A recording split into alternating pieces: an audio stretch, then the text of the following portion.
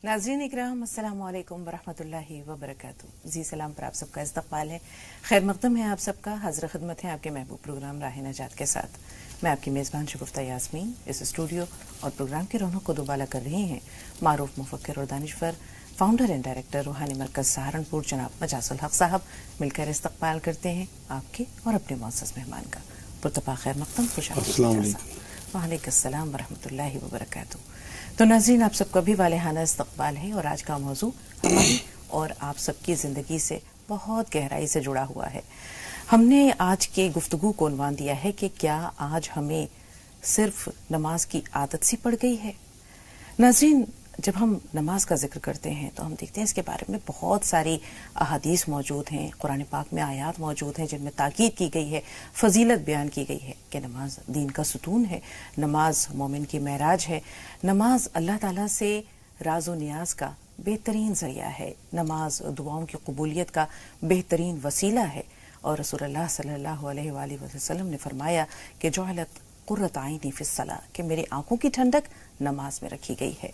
लेकिन आज जब हम अपनी नमाजों पर गौर करते हैं तो हम शायद इसकी फजीलत को, इसकी अहमियत को पसे पुश्त डाल देते हैं, नज़रअंदाज कर देते हैं। हम ये देखते हैं कि तमाम शरीयत इसी ज़मीन पर उतारी गई है, लेकिन अल्लाह ताला ने नमाज का तोहफ़ा रसूलुल्लाह सल्लल्लाहु अलैहि वसल्लम को आसमानों पर महराज पर बुला कर दिया।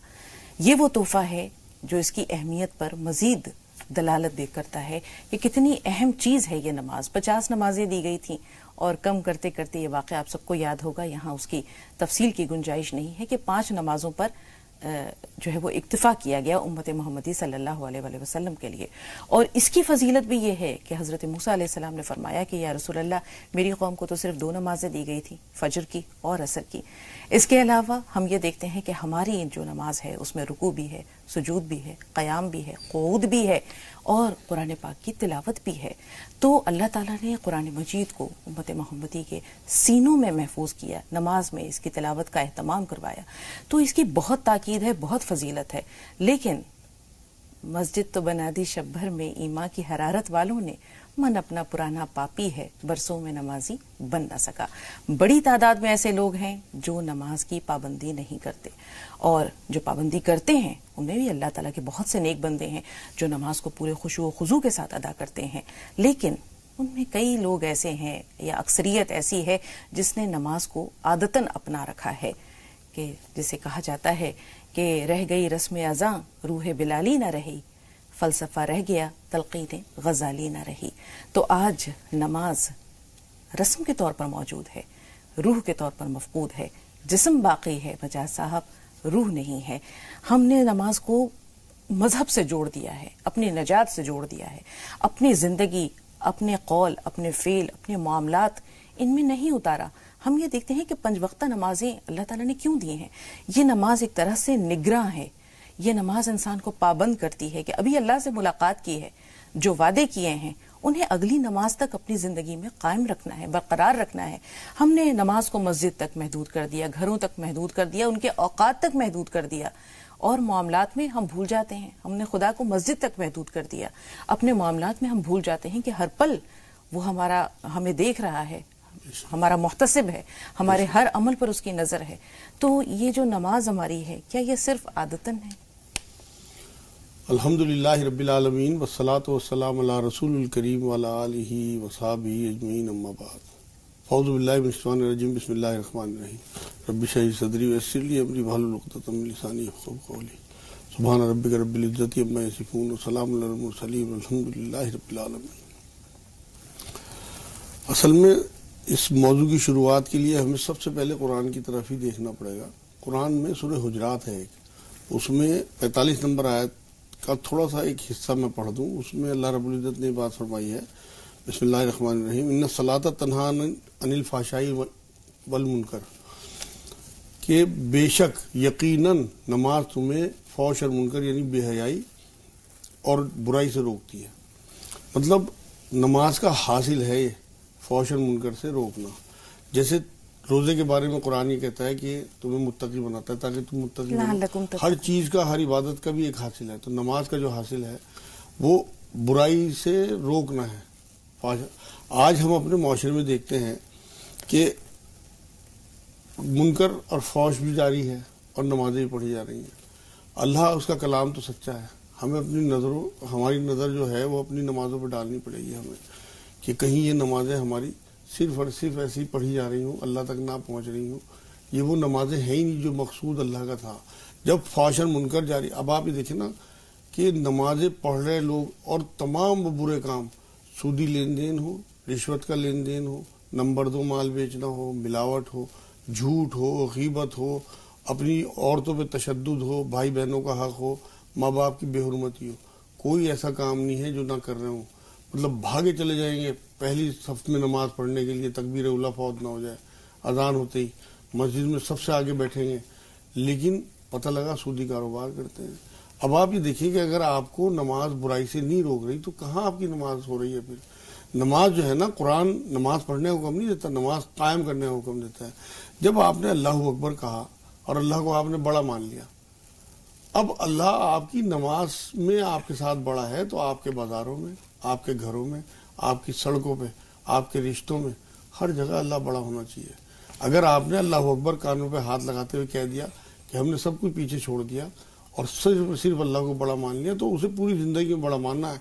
بلے شاہ کا ایک قول مجھے یاد آ رہا ہے, وہ یہ کہتے تھے کہ لوگوں تمہاری نماز 5 وقت ہے اور ہماری ہمہ وقت ہے. کیا بات ہے. 24 گھنٹے ہمہ وقت نماز کی حالت میں رہنا. دیکھیے جب نماز کیا ہے, اللہ کے آگے حضوری. اگر آپ کا مقصد 24 گھنٹے صرف اور صرف حضوری ہوگی نا اللہ کے آگے, اپنے آپ برائی سے رک جائیں گے, فحش اور منکر سے رک جائیں گے, جو نماز کا حاصل ہے. بالکل مجاز صاحب ادھر ہی آ رہے ہیں. میرے سوال کا کچھ آپ نے ضمناً ابھی جواب دے ہی دیا. آپ نے کہا کہ یہ وہ نماز نہیں ہے جو اللہ کو مقصود تھی.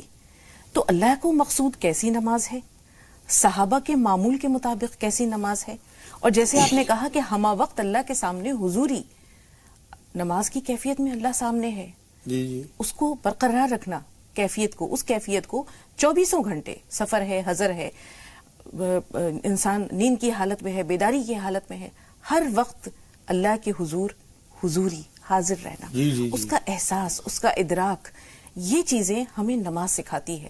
لیکن ہم تو دیکھتے ہیں کہ نمازوں میں ہم ان چیزوں کو قائم ہی نہیں رکھ پاتے. نمازوں کے بعد کیا کریں؟ اصل میں پہلے تو ہمیں اپنی اصلاح کرنی پڑے گی نیتوں کی. آج جو معاشرے میں نماز میں دیکھتا ہوں نا, لوگ جو ہیں یہ تو عادتاً پڑھ رہے ہیں کہ بچپن سے عادت پڑ گئی, ماں باپ نے عادت ڈال دی, یا معاشرے میں چلن ہے نماز کا کہ بھئی سارے بازار والے نماز پڑھ رہے ہیں, محلے والے پڑھ رہے ہیں, تو ہم بھی پڑھیں گے. یا کاروبار کا کوئی خطرہ کہ نماز پڑھنے سے ہمارا کاروبار چل جائے گا یا نقصان نہ ہو جائے, اس وجہ سے, اس ڈر کی وجہ سے اللہ کے لیے نماز پڑھنے والے بہت کم لوگ ہیں. قرآن میں اللہ رب العزت نے سورہ انعام ہے 6 نمبر سورت, اس کی 162 نمبر آیت میں یہ بات کہی ہے کہ اے نبی لوگوں سے کہہ دو کہ میری تمام عبادات, میری نمازیں, میرا جینا, میرا مرنا سب اللہ کے لیے ہے, صرف اور صرف اللہ کے لیے جو تمام جہانوں کا مالک ہے. اب آپ یہ دیکھیے کہ اگر نماز آپ کی صرف اور صرف اللہ کے لیے ہوگی, آپ کوئی ناول پڑھ رہے ہوں یا کوئی آپ دلچسپی اور کوئی گیم دیکھ رہے ہوں, آپ کے پیرنٹس بھی آوازیں لگاتے نا, آپ کے کانوں میں آواز ہی نہیں آتی. یہ میڈیٹیشن, یہ توجہ, یہ اخلاص ہے. اصل میں آپ ایک بار اللہ کے آگے حاضر ہونے کا آپ نے تصور کیا, اس کے بعد سب پیچھے رہ گیا. یہ جو تصور تھا صحابہ کرام کے, تو میجر آپریشن ہوئے ہیں نماز کی حالت میں. آپ یہ دیکھیں صحابہ کا جو آپ نے ذکر کیا ہے, ان کا تو سارا معاملہ ہی ایسا تھا کہ سب کچھ بھول جاتے تھے, پتہ ہی نہیں ہوتا تھا کہ دنیا میں کیا ہو رہا ہے. یہ ہے اصل بات کہ ہمیں نماز میں, اس کے بعد ہمارا تو حال یہ ہے کہ ہم نیت باندھتے ہیں جب پتہ ہوتا ہے ہم نماز پڑھ رہے ہیں, سلام پھیرتے ہوئے یاد آتا ہے کہ ہم نماز میں تھے. باقی سارا ذہن ہمارا کہاں رہتا ہے, کچھ بھی نہیں پتہ ہوتا. قرآن میں اللہ رب العزت نے سورہ نساء ہے 4 نمبر سورت, اس کی 43 نمبر آیت میں یہ بات کہی ہے کہ جب تم نشے کی حالت میں ہو تو تم نماز کے قریب نہ جاؤ. یہ اس ٹائم کے لوگوں کے لیے تھی, جب تک کہ تم لا تقربوا الصلاۃ وانتم سکارى, کہ جب تک تمہارا دل و دماغ جو ہے وہ سمجھنے نہ لگے کہ تم کیا کہہ رہے ہو. اب ہم نماز کی نیت تو مان لیتے ہیں, پڑھتے بھی رہتے ہیں جو قرآن کی آیت ہیں, ہمیں پتہ ہی نہیں ہوتا ہم کیا پڑھ رہے ہیں. اگر ترجمہ ہمیں کم سے کم نماز کا ہی ترجمہ یاد کر لیں تو ہمیں پتہ تو ہو کہ ہم اللہ کے آگے کیا بات رکھ رہے ہیں, کیا باتیں اللہ سے کر رہے ہیں. ہمیں پتہ ہی نہیں. جب قرآن یہ بات کہہ رہا ہے کہ تم جب تک سمجھنے نہ لگو کہ تمہاری زبان, تمہارا دل, تمہارا دماغ سب ایک ہے, پتہ لگے کہ تم زبان سے کیا پڑھ رہے, تمہارا دماغ سمجھ رہا ہو, تمہارے دل میں بات ہے.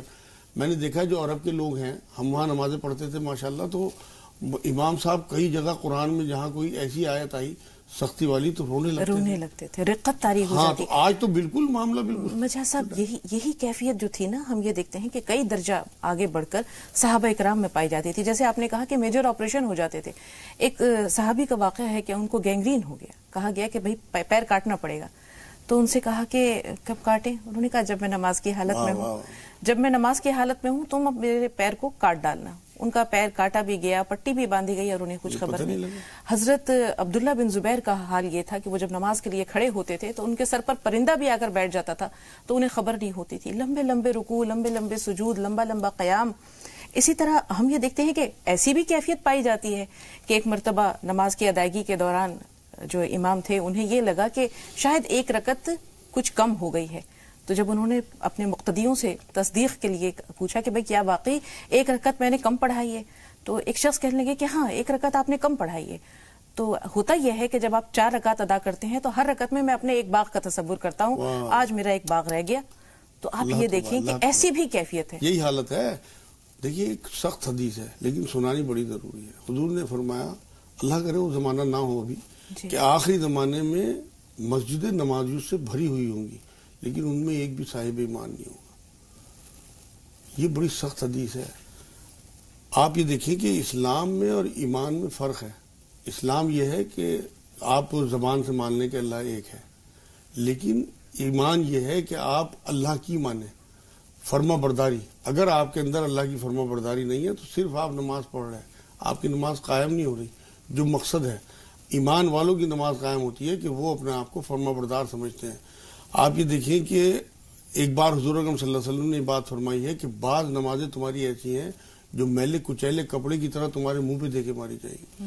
اب یہ جو ہماری بھاگا دوڑی کی نمازیں ہیں، غفلت کی نمازیں ہیں، یہ ساری اسی زمرے میں آئیں گی۔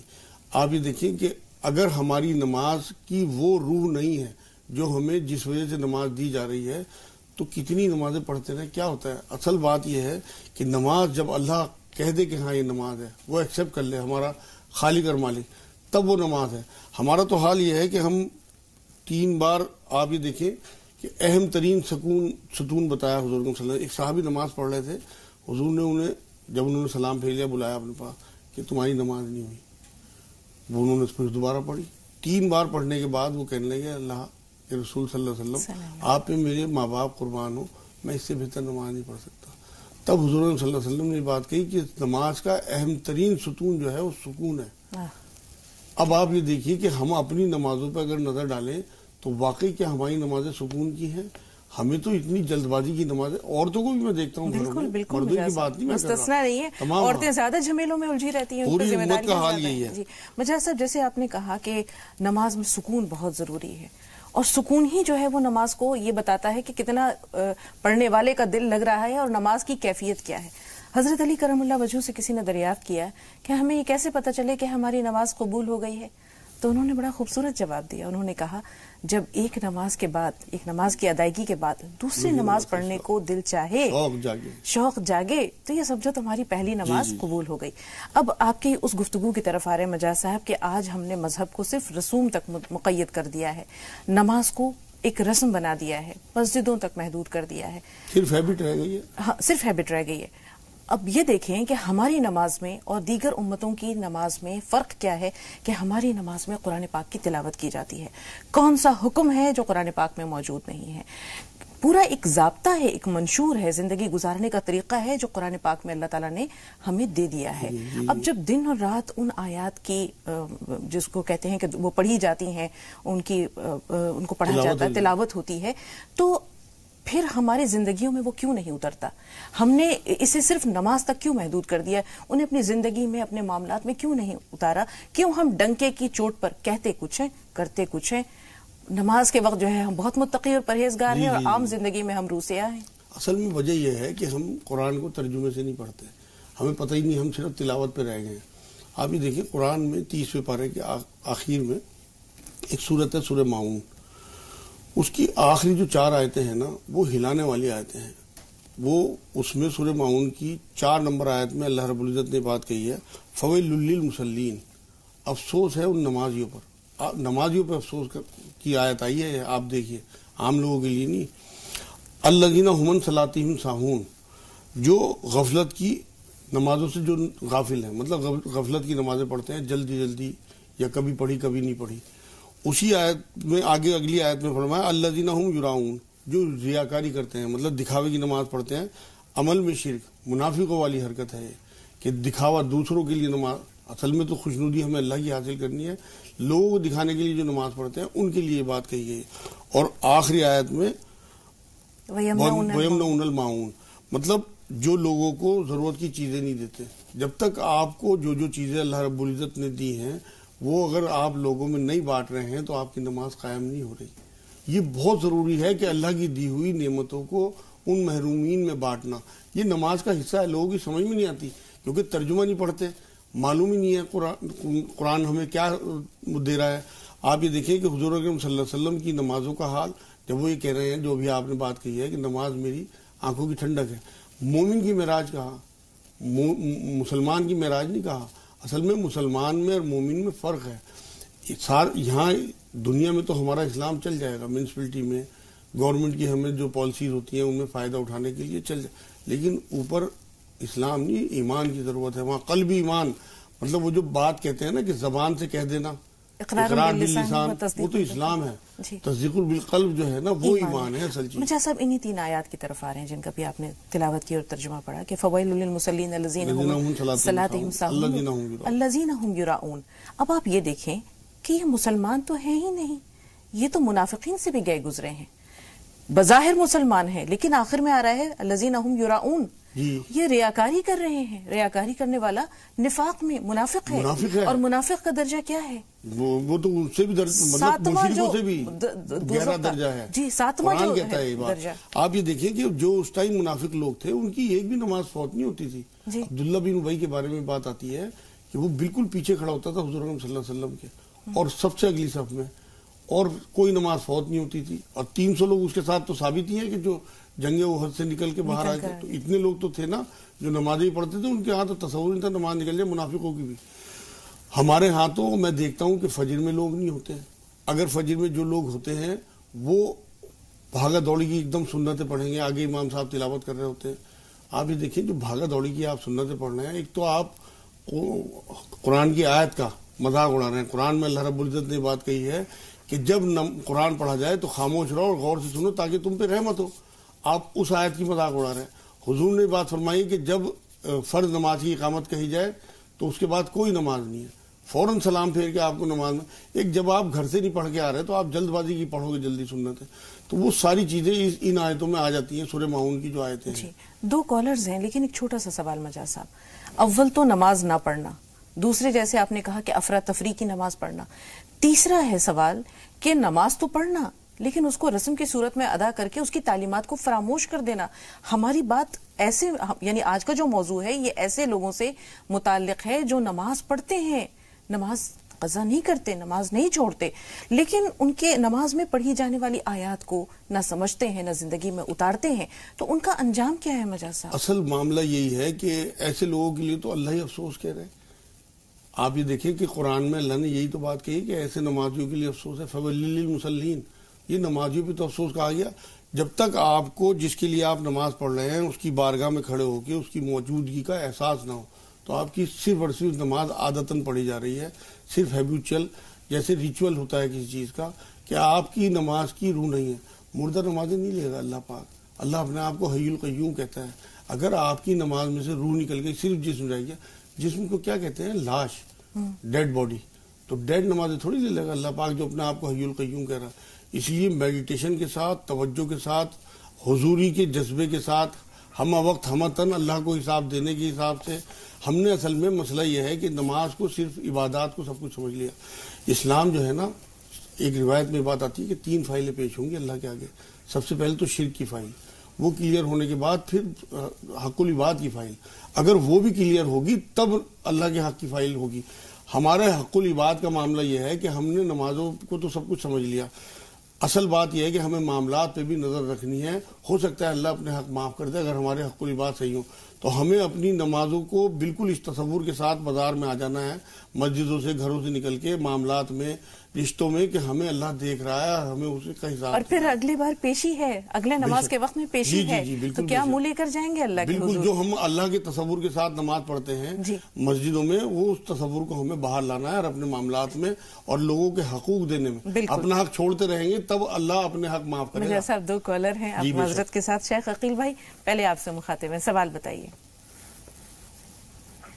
ہیلو جی عقیل بھائی مہاراشٹر سے بول رہے ہیں آپ، فرمائیے سوال کیا ہے؟ ہاں مہاراشٹر سے بول رہا میں، یہ ہمارا لڑکا ہے محمد سفیان جی، وہ 13 سال کی عمر ہے اس کی، وہ بستر میں پیشاب کرتا، نماز کے لیے اٹھتا نا وہ، جی تو میرا نماز جو تھی فجر میں ڈیلی اٹھتا نماز کے لیے، بستر میں پیشاب کرتا، تو عالم صاحب سے پوچھنے کا ہماری جگہ کیا ہے؟ ٹھیک ہے، اناؤ چل رہے ہیں ثاقب بھائی کے پاس۔ جی ثاقب بھائی۔ جی السلام علیکم۔ وعلیکم السلام ورحمۃ اللہ وبرکاتہ۔ جی بھائی۔ جی السلام علیکم۔ وعلیکم السلام ورحمۃ اللہ وبرکاتہ۔ سن رہے ہیں ثاقب بھائی آپ کو؟ جی جی سب خیریت ہے، ہم موہان سے بول رہے ہیں، اناؤ موہان سے۔ جی جی آپ کا استقبال ہے، سوال بتائیے۔ جی ہمارے تھوڑی پریشانی ہے کہ ہمارا ایک سوال، پہلا سوال تو یہ ہے، جیسے جماعتیں آتی ہیں کہتے ہیں 4 دن لکھاؤ، 6 دن لکھاؤ، 1 ہفتہ مہینہ میں 40 دن لکھاؤ۔ لکھیم پور سے عائشہ ہمارے ساتھ ہیں۔ عائشہ آپ سے مخاطب ہے، سوال بتائیے۔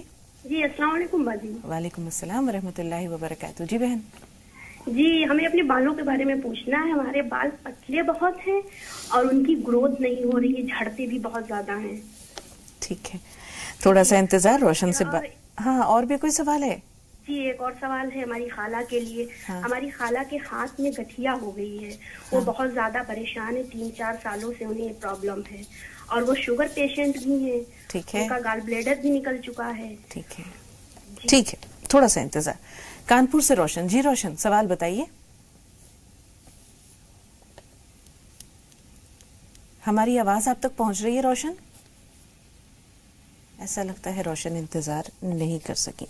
13 سال کا بچہ ہے، بیڈ ویٹنگ کا مسئلہ ہے مجھے صاحب۔ ہاں ان کو یہ چاہیے کہ ایک تو اسے تصویر یاد کرا دیں، یا رحمان یا رحیم یا اللہ، صرف ایک تصویر پڑھ لیا کرے، اور انار کا چھلکا آتا ہے دیسی دوائی والوں کے یہاں مل جائے، اسے لے کے پیس لیں اسے، اور آدھا چمچ انار کا چھلکا یا 1 چمچ، 13 سال کا ہے تو 1 چمچ انار کا چھلکا رات کو سوتے ہوئے اسے دیں، اور 5 دانے پستہ کے، ہرا والا جو پستہ آتا ہے سادہ پستہ جو حلوائی برفی میں ڈالتے ہیں، وہ والا پستہ 5 یا 10 دانے اسے رات کو کھلا دیں، اور 15 دن کے لیے اس کے مغرب کے بعد کا پانی بند کر دیں، مغرب تک ہی کھانا پانی سب دے دیں، اس کے بعد پانی نہ پیے، انشاءاللہ تعالیٰ بالکل پیشاب کرنا بند کر دے گا بستر میں۔ جی ایک سوال ہے کہ بال بہت تیزی سے جھڑ رہے ہیں اور پتلے ہو گئے ہیں۔ ہاں انہیں یہ چاہیے کہ سر میں کافور اور ناریل کا تیل روز رات کو ملیں، کم سے کم 1 دن چھوڑ کے ملیں، اور ہربل شیمپو صبح کو یوز کیا کریں، اس سے جھڑنے بند ہو جائیں گے۔ جب جھڑنے بند ہو جائیں تو پھر 3 طریقے کے تیل ملا کے رکھ لیں اور ان کی مالش کیا کریں ہفتے میں 2 بار، ایک تو بادام کا تیل، ایک زیتون کا تیل اور ایک ناریل کا تیل، 3 یہ تیل ملا کے اور برابر مقدار میں ملا کے رکھ لیں، ہفتے میں 2 بار مالش کریں۔ ہربل شیمپو یوز کریں، بازار کے شیمپو بند کر دیں۔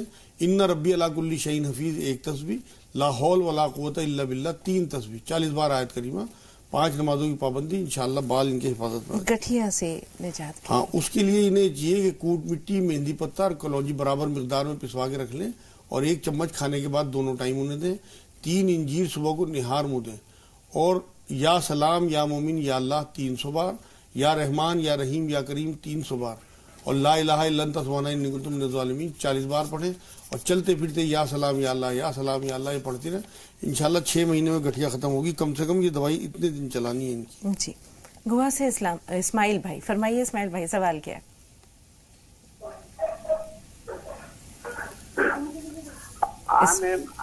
قبرستان میں عورت لوگ کیوں نہیں جانے گا؟ ٹھیک ہے، اور بھی کوئی سوال ہے؟ جی نہیں یہ ایک ہی سوال ہے۔ ٹھیک ہے، تھوڑا سا انتظار۔ ثنا بتائیے آپ کا سوال کیا ہے؟ السلام علیکم۔ وعلیکم السلام۔ جی مجھے یہ بات مولانا صاحب سے معلوم کرنی تھی، مولانا صاحب نے رشتوں کے بارے میں بتایا تھا، مغرب بعد 27 بار دعا ہے، اور عشاء کے بعد ربی انی مغلوبن فانتصر 360 بار، اور ایک وہ انا ربی کلی شیء قدیر بتایا تھا۔ تو یہ 40 دن کا وظیفہ ہے کہ ایسے پڑھتے رہنا ہے؟ اور یہ تو پڑھتی رہیں، انشاءاللہ تعالیٰ بہت جلدی رشتوں کا انتظام ہو جائے گا، 40 دن پہ رکے نا، 40 دن کا عمل جو ہے میں اثر کے بعد کا بتاتا ہوں. یہ جو عمل یہ بتا رہی ہیں یہ سارے پڑھنے ہی ہیں نبی نے. جی تب تک جاری رکھیں جب تک رشتہ مل نہ جائے. ہاں یا رشتہ پکا نہ ہو جائے. نہیں رشتہ آنا شروع ہو جائیں گے انشاءاللہ, پھر چاہے چھوڑ دیں, پکا ہی ہو جائے گا اللہ نے چاہا تو. جو بھی رشتے آئیں گے انہی میں ہی ٹک جائے گا رشتہ انشاءاللہ. قبرستان میں عورتوں کا جانا بالکل جائز ہے, کوئی منائی نہیں ہے, لیکن اس لیے منع کرتے ہیں جنازوں کے ساتھ جانے کو کیونکہ مردوں کا ایک ہجوم ہوتا ہے اور عورت کے خلط ملط کو اسلام اجازت نہیں دیتا. عورتیں اگر اپنے بھائی یا اپنے ہسبینڈ کے ساتھ کسی ٹائم قبرستان جائیں, وہاں فاتحہ بھی پڑھیں, اپنے لیے بھی دعائیں کریں, ان جو مدفون لوگ ہیں ان کے لیے بھی دعا پڑھیں, تو کوئی حرج نہیں ہے, کوئی منائی نہیں ہے. اس کا بہت بڑا ثبوت میری بہن, آپ مکہ اور مدینہ جاتے ہو عمرے پہ یا حج پہ تو جنت المالا جنت البقیع تمام عورتیں بھی جاتی ہیں اور اس کا کوئی منائی نہیں ہے. جی بچہ صاحب, ہم یہ دیکھتے ہیں کہ اگر ماں باپ بھی بچوں کو کسی بات پر لگاتار ٹوکتے ہیں یا بہت زیادہ اصرار کے ساتھ کوئی نصیحت کرتے ہیں, ضد پکڑ لیتے ہیں کہ نہیں کرو کرو کرو, بچہ نہیں کرتا ہے, تو دین کی طرف بلانا, لوگوں کو تبلیغ کی دعوت, اسلام کی دعوت دینا, تبلیغ کرنا, یہ ہمارا مشن ہے. رسول پاک صلی اللہ علیہ وسلم نے یہ ایک طرح سے امانت دی ہے ہمیں, لیکن اس میں انداز کیا ہونا چاہیے؟ اصل میں بات یہ ہے نا کہ حالات کے حساب سے ہمیں فیصلہ کرنا ہے. دعوت جو ہے نا وہ ایک حکمت کا کام ہے کہ محبت اور پیار کے ساتھ لوگوں کو اپنی طرف بلاؤ, حکمت کے ساتھ. قرآن کی آیت ہے اور قرآن میں اللہ نے کہا ہے لا اکراہ فی الدین, کہ دین میں کوئی زبردستی نہیں ہے. تو زبردستی نام لکھنا اور زبردستی لوگوں کو لے کے جانا, ان کے کاروبار چھوڑا کے, ان کے گھر چھوڑا کے, بالکل, کیونکہ نفلی عبادت ہے. 5 نمازیں فرض ہیں, 30 روزے فرض ہیں.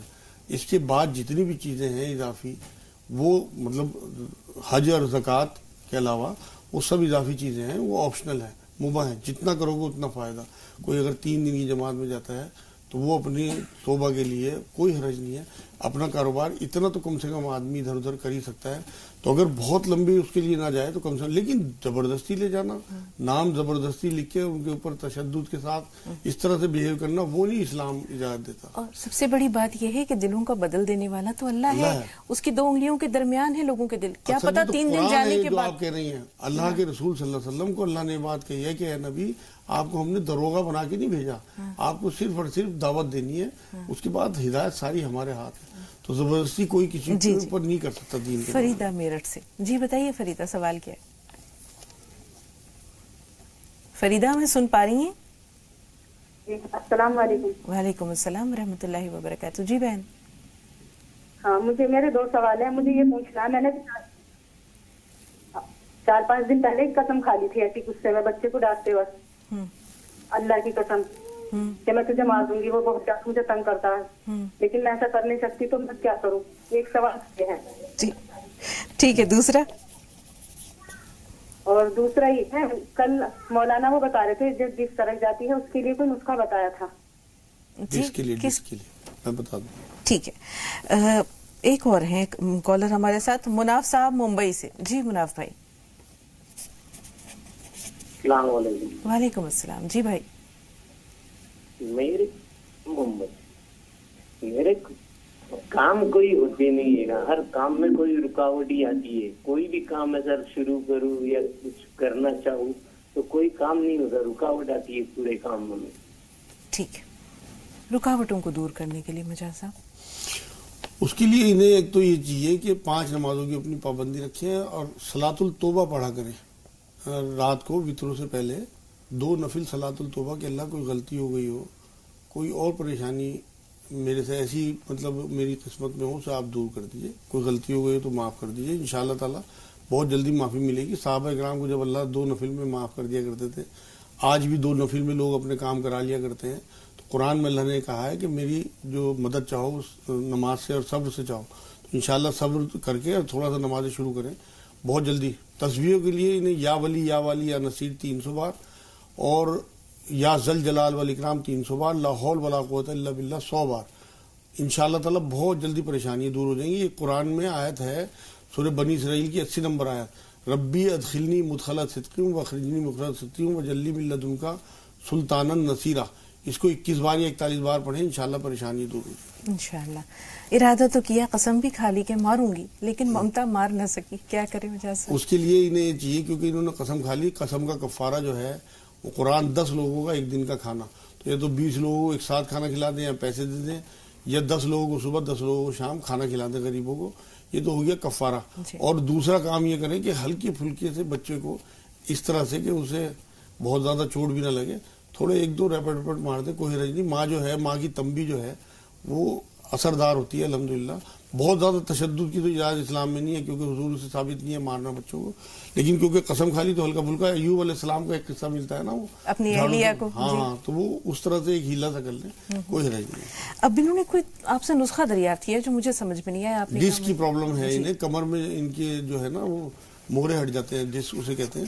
تو ایک تو ہلدی والا دودھ رات میں پیا کریں, اور 3 لونگ 3 کالی مرچ, تھوڑا سا نمک, 1 گلاس پانی میں خوب اچھی طرح سے ابال کے, اور اسے پانی کو چھان کے, جب وہ پک کے کم رہ جائے تو چھان کے نوایا پانی پی لیں, وہ چیزیں پھینک دیں. 3 لونگ 3 کالی مرچ, تھوڑا سا نمک, انشاءاللہ تعالیٰ ڈسک کی پرابلم ان کی ختم ہو جائے گی. کمر کے نیچے لمبا کر کے تکیہ رکھا کریں 10 منٹ کے لیے رات کو, جب نیند آنے لگی نکال دیا, یا سلام یا اللہ پڑھتی رہے. جی, پونے چل رہے ہیں اقبال بھائی کے پاس. جی اقبال بھائی فرمائیے. السلام علیکم. وعلیکم السلام. جی بھائی. حکیم صاحب, میرا پرابلم یہ ہے کہ جب میں کھانا کھا لیتا ہوں دوپہر میں 1 یا 1.5 چپاتی سے زیادہ کھا نہیں پاتا ہوں, اور وہ ہضم بھی نہیں ہوتی اور چھاتی پہ بیٹھی رہتی ہے. کبھی 2 لقمے زیادہ ہو گئے تو شام کا کھانا مجھے ملتوی کرنا پڑتا ہے, اور رات میں اگر تھوڑا سا زیادہ ہو گیا پھر ایسے 2 بجے تک کیا لگا کہ بیٹھو, جب جا کے آرام سے کھانا ہو سکتا ہے. کھانا نیچے اتر ہی نہیں پاتا جلدی سے, ہضم نہیں ہو رہا ہے. اور دوسرا پہلے تو تلوے میں بہت جلن ہوتی ہے. موشن ٹھیک ہے؟ موشن قبض کی شکایت تو نہیں ہے؟ ہاں, قبض تو ہوتا ہے, کبھی کبھی نہیں ہوتا, اور گیسز بھی بنتی رہتی. ٹھیک ہے, تھوڑا سا انتظار. شمیم صاحبہ بتائیے آپ کا سوال کیا ہے. السلام علیکم باجی. وعلیکم السلام. جی بہن بتائیے سوال کیا ہے آپ کا. باجی میں نا جیسا ابھی کوئی وصیت رہتی ہے ماں باپ کی, تو اس وصیت کے لیے ماں باپ اگر جیتے جی کرے تو ٹھیک ہے, یا ان کے مرنے کے بعد اگر بھائی لوگ نہیں دیے تو اس کا جیسا وہ جاننا ہے میرے کو اس کے بارے میں. ٹھیک ہے, کیا ہونا چاہیے, طریقہ کیا ہے مجاز؟ اصل میں زندگی میں تو وہ گفٹ کی طریقے سے کچھ بھی کر سکتے ہیں, مالک ہوتے ہیں, کوئی بھی چیز کسی کو دے سکتے ہیں. وصیت کا مطلب یہ ہے کہ ان کی ڈیتھ کے بعد ان کی جو خواہش ہے وہ پوری کرنی چاہیے. ایک تو وصیت کے بارے میں یہ بات بتا دوں کہ یہ وارثوں کے لیے نہیں ہوتی وصیت جو ہے, اور اس 33% سے زیادہ وصیت نہیں کر سکتے. اگر کسی بچے کو انہیں مان لو اس کی خدمت سے خوش ہو کے کچھ دینا بھی ہے تو اپنی زندگی میں دیں. اگر وہ بعد میں کچھ لکھ کے جاتے ہیں وصیت کے طور پہ کسی بیٹے کے یا بیٹی کے لیے, جیسے اشارہ کر رہے ہیں کہ بھائی اگر نہ کریں, تو وہ تو ان کی ڈیتھ کے بعد تو وارث جو ہیں وہ کھڑے ہو جائیں گے, اللہ کی طرف سے طے ہو چکا کہ یہ وارثوں کا یہ حصہ ہے. تو وصیت کرنا ٹھیک نہیں ہے وارثوں کے لیے کسی بھی قیمت پہ. اگر کوئی کر جائے تو اس کی اصلاح ضروری ہے, قرآن یہ کہتا ہے. تو اگر وہ کوئی غلط وصیت کر گئے تو علماء دین سے مل کے اس کی اصلاح کریں وصیت کی. اور اگر کسی غیر کے لیے وصیت کر گئے تو اس میں بھی یہ دیکھنا پڑے گا کہ وہ 33% سے زیادہ اپنی کسی بھی چیز کی وصیت نہیں کر سکتے کسی غیر کے لیے بھی. تو اگر وہ اس سے کم یا اتنی وصیت کر گئے تو بالکل ان کے بچوں کو چاہیے کہ اس وصیت کا احترام کریں, ورنہ وہ گناہگار ہوں گے, کیونکہ وہ مالک تھے, وہ جسے مرضی جو مرضی دے کے جائیں. جی, اقبال بھائی کا مسئلہ ہاضمے کا ہے, جیسے انہوں نے بتایا کہ بہت پریشان. اس کے لیے انہیں چاہیے کہ جو کا دلیا کٹوا لیں اور اسے 2 چمچ رات کو بھگو دیں, اور صبح کو اسے پانی میں ہی پکا کے اوپر سے دودھ اور شہد تھوڑا تھوڑا ملا کے وہ ناشتے میں کھایا کریں. ہمیشہ کے لیے مسئلہ حل ہو جائے گا ان کا. ایک کام یہ کریں کہ 100 گرام کلونجی, 100 گرام میتھی بیج اور 5 یا 10 گرام ہینگ پیس لیں, اور اسے سفوف سا بنا لیں. آدھا چمچ تینوں ٹائم کھانے کے بعد لیا کریں. نہ گیس بنے گی انشاءاللہ, اور نہ یہ پریشانی ان کی رہے گی. لیکن انہوں نے تلووں میں نیچے جلن کی بات کی ہے. 1 چمچ شہد گنگنے پانی میں صبح شام پیے, تلووں کی جلن ختم ہو جائے گی. یا سلام یا مومن یا اللہ 300 بار, اور یا رحمان یا رحیم یا کریم 300 بار, 40 بار آیت کریمہ پڑھیں, انشاءاللہ پریشانی ختم ہو جائے گی. فاطمہ دلی سے. جی فاطمہ سوال بتائیے. فاطمہ میں سن پا رہی ہیں آپ؟ السلام علیکم. جی وعلیکم السلام ورحمۃ اللہ وبرکاتہ. آپا میرا بالا بہت جھڑتا بھی ہے اور سفید اتنا ہے کہ میں پریشان رہتی ہوں بہت زیادہ. کلاس 8 سے ہی میرا بہت زیادہ. میں بتاتا ہوں. ابھی آپ کی عمر کیا ہے فاطمہ؟ ابھی 35. ٹھیک ہے. ابرار بھائی آپ بتائیے آپ کا سوال کیا ہے؟ ہلو, السلام علیکم. وعلیکم السلام. ہاں جی, میرا سوال یہ ہے, یہ میری ممی کی ریڑھ کی ہڈی جو ہے وہ بڑھ رہی ہے. ہاں, شوگر تو نہیں؟ اس سے عمر ہے 50 سال کا بھی. شوگر؟ ہاں, شوگر تو نہیں ہے. شوگر نہیں ہے, اور اس کی وجہ سے پورے جسم میں سر میں چکر آنا, ہاتھ پیر سون ہونا, خون کا دوران کم ہونا. ٹھیک, غور سے سنیے مجاز صاحب کیا بتا رہے ہیں. جی مجاز صاحب. انہیں یہ چاہیے کہ ایک تو لا حول ولا قوت الا باللہ 300 بار، ان ربی علی کل شیء حفیظ 100 بار، اور چلتے پھرتے یا سلام یا اللہ، تو ان کی پڑھائی ہو گئی. 1 چمچ شہد اور آدھا چمچ نیمبو کا رس، 1 چمچ شہد اور آدھا چمچ نیمبو کا رس صبح شام 1 گلاس گرم پانی میں گھول کے پئیں، اور کوٹ مٹی، مہندی پتہ اور کلونجی یہ پسوا کے رکھ لیں، اور 1 چمچ کھانے کے بعد دونوں ٹائم لیں، اور رات کو سوتے ہوئے ہلدی کا دودھ پیا کریں. انشاءاللہ تعالیٰ ان کی ہڈی جو بڑھ رہی ہے وہ کم ہونی شروع ہو جائے گی بہت جلدی. اور جو ہاتھ پیر سن ہو رہے ہیں، شوگر نہیں ہے تو 5 منقع اور 5 کاجو، سفید کاجو سادے روز کھایا کریں. انشاءاللہ تعالیٰ ان کی پریشانی دور ہو جائے گی، ہاتھ پیر بھی سن نہیں ہوگا. فاطمہ کا مسئلہ بالوں سے متعلق ہے، سفید بھی ہو رہے ہیں، جھڑ بھی رہے ہیں. ہاں، ان کی یہ چاہیے کہ فاطمہ ہفتے میں کم سے کم 2 بار تو لگائیں. کافور اور ناریل کا تیل گرم کر کے رکھ لیں، 2 بار ہفتے میں رات کو مالش کریں، صبح ہربل شیمپو سے دھو دیں، اور کم سے کم 2 ہی بار پیاز کا رس ملیں بالوں میں رات کو، اور صبح کو ہربل شیمپو سے دھو دیں. انشاءاللہ تعالیٰ سفید بال کالے ہونے شروع ہو جائیں گے اور جھڑنے ہی بند ہو جائیں گے. ان ربی علی کل شیء حفیظ 1 تسبیح، اور یا رحمان یا رحیم یا اللہ 300 بار 40 بار آیت کریمہ. ان دونوں کی کیا تاثیر ہے مجاز صاحب؟ آپ نے کافور اور ناریل کے تیل کے بارے میں بتایا، پھر پیاز کا رس بتایا، یہ دونوں الگ الگ کیا کام کریں گے؟ اصل میں کافور اور ناریل کا تیل جو ہے نا، یہ تو جڑیں جماتا ہے بالوں کی، جو جھڑتے ہیں نا بال، ان کو جھڑنے سے روکتا ہے. اور پیاز جو ہے وہ نزلے کو اندر سے ختم کرتا ہے، نزلے کی وجہ سے بچوں میں بچپن سے یہ سفید بالوں کا ہوتا ہے. تو اور یہ حفاظت کے لیے تسبیح پڑھیں، نمازوں کی پابندی رکھیں. شیریں ناسک سے ہیں، لیکن شیریں سے بات تھوڑی دیر میں کریں گے. پہلے رفت سے مخاطب ہیں. فرمائیے بہن، آپ کا سوال کیا ہے؟ وعلیکم السلام. جی بہن. جی ہمیں پوچھنا تھا کہ جو پیریڈ آتے ہیں تو اس میں اگر ملے ہی مطلب بند ہو جائے، تھوڑا کم ہو جائے، تو کیا مطلب نماز پڑھ سکتے ہیں؟ ٹھیک. ناسک چل رہے ہیں شیریں آپ کے پاس. جی شیریں، آپ کا سوال کیا ہے؟ جی السلام علیکم. وعلیکم السلام ورحمۃ اللہ وبرکاتہ. جی بہن. السلام علیکم. وعلیکم السلام. شیریں بتائیے سوال کیا ہے؟ میری پرابلم یہ ہے کہ میری شادی کو 10 سال ہو چکے، اولاد نہیں ہے. ڈاکٹر بتا رہے کہ IVF بھی ہو چکا ہے 3 بار. آپ کے انڈے کی کوالٹی خراب ہے، تو اس کے لیے پوچھنا تھا مولانا صاحب سے. اور میرے شوہر دوسری شادی کرنے کا بول رہے ہیں. میں بہت زیادہ پریشان ہوں. پیریڈ ٹھیک ہے؟ دعا کیجیے. اللہ تعالیٰ آپ کو اولاد دے. شیریں تھوڑا سا صبر. مجاز صاحب یہ جاننا چاہ رہے ہیں کہ پیریڈز آپ کو ریگولر آتے ہیں باقاعدگی کے ساتھ؟ جی ہاں، 3-4 دن پہلے ہوتے ہیں. کوئی وائٹ ڈسچارج تو نہیں؟ لیکوریا کا پرابلم بھی ہے آپ کو؟ جی نہیں. جی نہیں. ٹھیک ہے، میں بتاؤں. کوئی خواب وغیرہ تو نہیں آتے؟ ہاں خواب آتے خواب میں، اور ڈر لگتا ہے. خواب میں آپ نے کیا سانپ دیکھے ہیں؟ جی جی میں بتاتا ہوں. جی مجاز صاحب. اچھا، انہیں بیٹی کو پہلے بتا دیں شیری کو، انہیں یہ چاہیے کہ اب کے پیریڈ سے نہانے کے بعد پہلے دوسرے تیسرے دن سویا کے بیج منگا کے رکھ لیں، اور 2 چٹکی سویا کے بیج صبح کو نہار منہ دودھ سے کھائیں پاک ہونے کے بعد پہلے دوسرے تیسرے دن. اور مستقل آج سے شروع کر دیں. شہد اور دودھ، مطلب دودھ میں 2 چمچ شہد، 1.5 چمچ شہد، جتنا ان کا ٹیسٹ ہو میٹھے کا، وہ ملا کے پینا شروع کر دیں. 3 انجیر صبح کو نہار منہ کھائیں.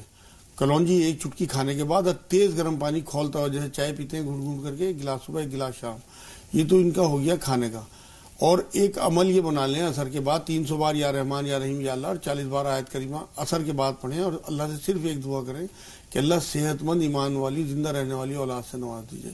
جتنے دن پیریڈ کے ہوں گے اتنے دن آگے بڑھانے، اور کوئی ناغہ نہیں کرنی. انشاءاللہ تعالیٰ مایوس نہ ہو. اور ان کے ہسبینڈ کو دوسری شادی کی اجازت ہے، لیکن ابھی انہیں تھوڑی سی تسلی دیں کہ انشاءاللہ میں علاج شروع کر رہی ہوں، آپ تھوڑا سا رکیں، کیونکہ دوسری شادی سے یہ روک نہیں سکتی. رونا دھونا بند کریں. اللہ رسول کی طرف سے جس چیز کی اجازت ہو تو اس پہ رونا دھونا مچانے کا مطلب یہ ہے گناہگاری ہے. لیکن میں دعا کروں گا انشاءاللہ کہ یہ بیٹی اکیلی ہی رہے، ان کی وائف، اور اس کے بچے بھی ہو جائیں، اور ہو بھی جائیں گے انشاءاللہ. رفت صاحبہ یہ دریافت کرنا چاہ رہی ہیں کہ جب فلو کم ہو جائے، اصل میں ایج کے حساب سے فلو کم بھی ہو جاتا ہے کئی بار، لیکن جو 8 یا 10 دن پیریڈ کے ہیں مخصوص عورتوں کے، ان تک تو آپ کو رکنا ہی پڑے گا نمازوں کے لیے. اگر اس کے بعد بھی آپ کو کوئی اسپاٹ آتا رہتا ہے تو اس کے بعد آپ کو پاک ہونے کے بعد نماز پڑھنے کا حکم ہے، چاہے آپ کپڑا لگا کے رکھیں، لیکن 8-10 دن تو آپ کو ویٹ کرنا ہی چاہیے، چاہے فلو آپ کا کم ہو جائے. مہاراشٹر سے 2 کالرز ہیں، پہلے وحیدہ اور پھر نور جہاں. نور جہاں تھوڑا سا انتظار. وحیدہ صاحبہ سوال بتائیے. ہیلو، السلام علیکم باجی. وعلیکم السلام ورحمۃ اللہ وبرکاتہ. جی آپ کا پروگرام دیکھ کے ہم کو تو بہت خوشی ہے. باقی ہمارے نا یہ میری جو بچی ہے نا اس کے دونوں کھاندے کے اوپر بہت درد ہوتے رہتا ہے. نمازی پڑھتے پڑھ کے پھونکتے بھی باقی تکلیف ہوتی رہتی اس کو, اور کمر میں بھی بہت درد ہوتا ہے, کمر سے بیٹھ نہیں جاتا. ٹھیک ہے, یہ بتائیں چکر تو نہیں آتے؟ جی ہاں, کبھی کبھی چکر بھی آتے اس کو. ٹھیک, میں بتاتا ہوں. نور جہاں صاحب آپ بتائیے, آپ کا سوال کیا ہے؟ السلام علیکم آپ دونوں کو. وعلیکم السلام ورحمۃ اللہ وبرکاتہ. جی بہن. جی ہماری لڑکی کے نا رنگ سانولا ہے, تو اس کے لیے کچھ علاج چاہیے تھا. اس کا رشتے میں بھی بہت پریشانی آ رہی ہوئی ہے. اور ایک دوسرا اور ایک ہے کیا, پرسوں کے دن نماز پڑھی عشاء کی, اور 4 رکعت قرآن کی پڑھی ہوں, اور 6 رکعت کی حاجت کی پڑھی ہوں, شادی کے لیے کچھ بیماری کی, اور اس کے بعد سو گئی ہوں. تو سونے کے بعد مجھے خواب ایسا گرا کہ میں ایک میری اور ایک بہن ہے میری, لیکن وہ سہیلی کر کے ہے, اور اس کو ایسا ٹکڑے ٹکڑے کر دیے یعنی سوچ کے, اور چہرہ آدھا آنکھ کے ٹکڑے کر دیے, اور میری بھی کرنے والے سے ٹکڑے. تو میں بھاگ گئی تھا وہاں سے.